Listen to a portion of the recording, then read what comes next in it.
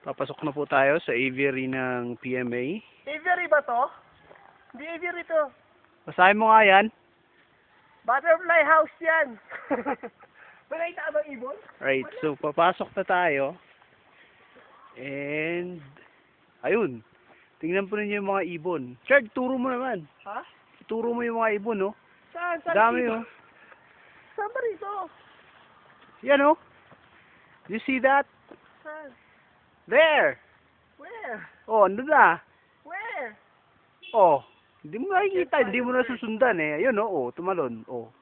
Tumalon? As if? Oo. That's a lie. That's really a lie. If Ayaw you're gonna maniwala. go here, don't ever go to aviary because you cannot really find any birds flying here. There is none. You know? There you go. You know? What's that? Lovebirds? They're so microscopic, you know? Oh, Yeah. they are lovebirds.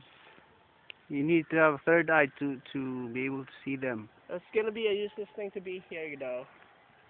Guys, this is a document that we're going to go to PNA. Don't go to aviary then. It's gonna be a waste of time. Have you seen the ostrich?